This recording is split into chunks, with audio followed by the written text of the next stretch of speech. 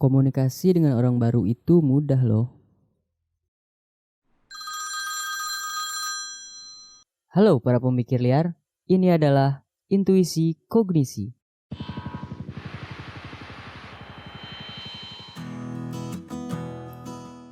Pernah gak sih kalian ngerasain susah untuk berbaur atau menjalin hubungan dengan lingkungan atau orang baru? Ya misalnya kayak di kerjaan baru, lingkungan rumah yang baru, atau mungkin saat kalian bertemu dengan orang baru. Nah, kalian biasanya merasa awkward gitu kan saat mulai berinteraksi dengan mereka? Nah, buat kalian yang sering ngerasain susah buat ngejalin hubungan dengan orang yang baru atau sulit untuk beradaptasi dengan lingkungan baru, kalian saat ini ada di video yang tepat. Karena kali ini saya bakalan ngebahas teori yang ngejelasin tentang bagaimana cara kita menjalin hubungan dari yang awalnya canggung menjadi hubungan yang lebih intim. Maka dari itu pantengin terus video ini sampai akhir ya, biar kalian bisa lebih mudah dalam menjalin hubungan dan berinteraksi dengan siapapun. Oke, teori yang saya bahas kali ini yaitu teori penetrasi sosial. Teori ini digagas oleh Irwin Altman dan Dalmas Taylor di awal tahun 1970-an. Teori ini membahas mengenai bagaimana seorang individu dalam proses menjalin hubungan yang dari awalnya biasa aja, bahkan canggung menjadi hubungan komunikasi yang lebih intim. Keintiman ini termasuk juga dalam hal intelektual, emosional, dan yang lebih luas lagi dalam hubungan berbagai aktivitas. Nah, makanya teori ini tuh berguna banget buat kalian yang lagi berusaha move on atau buat kalian yang lagi berusaha buat berbaur dengan lingkungan yang baru. Proses penetrasi sosial ini melibatkan perilaku verbal, nonverbal, dan juga perilaku yang berorientasi pada lingkungan. Teori ini mencoba membongkar kompleksitas hubungan yang distimulasi secara alami dan bisa diprediksi. Jadi maksudnya adalah kita menjalin hubungan itu nggak bisa ngalir gitu aja, tapi juga harus ada effort dari kita buat ngebangun hubungan tersebut. Sehingga kita bisa tahu arah hubungan atau komunikasi yang sedang kita bangun. Hubungan interpersonal semakin berkembang dan dapat diprediksi.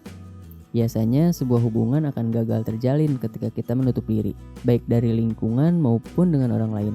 Teori penetrasi sosial ini percaya bahwa keterbukaan diri itu merupakan unsur penting dalam menjalin hubungan, dari yang awalnya biasa saja menjadi yang lebih dekat.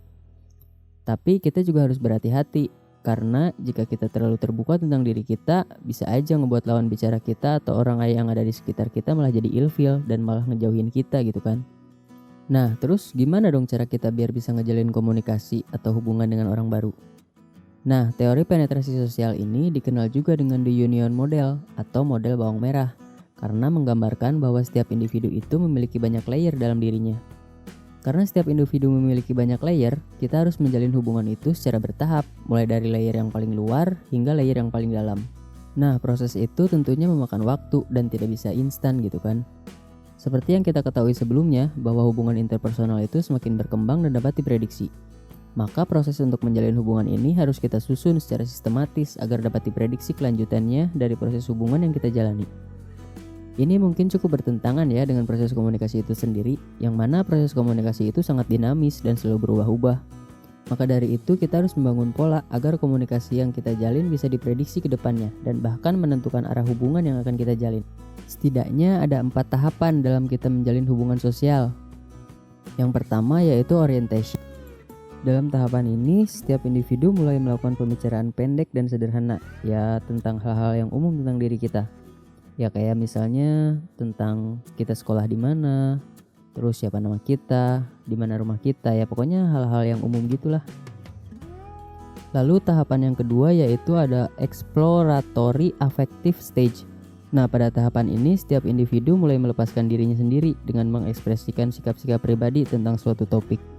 Ya, seperti hobi, film, atau mungkin yang lebih berat ngebahas tentang topik pendidikan gitu kan. Nah, tahap ini adalah tahap pertemanan yang casual. Ya, banyak hubungan tidak bergerak lebih lanjut sih pada tahapan ini.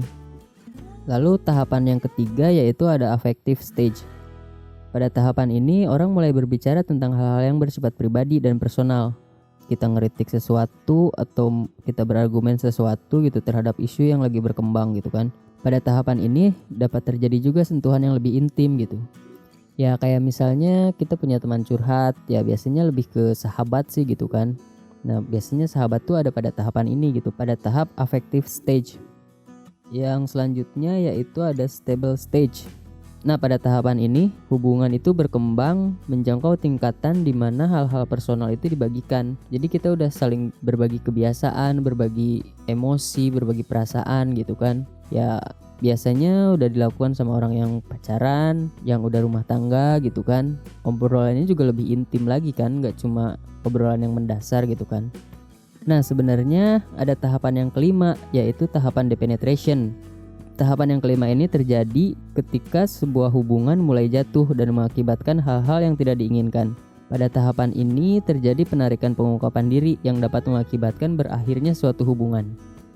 Meskipun begitu, teori penetrasi sosial juga berasumsi bahwa membangun hubungan bisa juga malah jadi merusak hubungan yang kita bangun. Tapi hal tersebut bukan berarti kita gagal sepenuhnya dalam menjalin hubungan. Proses pembangunan hubungan itu bisa saja gagal karena memang kita yang mencoba merusak hubungan yang kita bangun itu. Ya contohnya pada tahap exploratory affective stage gitu kan. Ya kita cuma berteman aja gitu, nggak sampai lebih dalam lagi gitu kan. Namun meskipun proses hubungan itu berhenti pada tahap kedua, tidak berarti hubungan itu gagal sepenuhnya. Artinya kita masih bisa menjalin hubungan yang mungkin hanya sebatas di layer luar aja gitu, nggak sampai mendalam gitu kan, nggak sampai stable stage. Intinya dalam menjalin hubungan, keterbukaan atas informasi diri kita menjadi kunci utama dalam menjalin hubungan. Keterbukaan tersebut juga menjadi strategi kita dalam menentukan arah hubungan yang kita jalin. Semakin kita terbuka atas informasi yang ada dalam diri kita juga semakin intim dalam menjalin hubungan dengan orang tersebut. Jadi, gimana menurut kalian? Cukup mudah kan buat ngejalin hubungan baru dengan orang lain atau bahkan mungkin dengan orang yang asing sekalipun?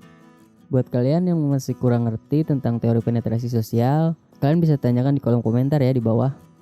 Semoga video ini bisa bermanfaat buat kalian, dan setelah nonton video ini setidaknya kalian bisa mengurangi pemikiran liar kalian.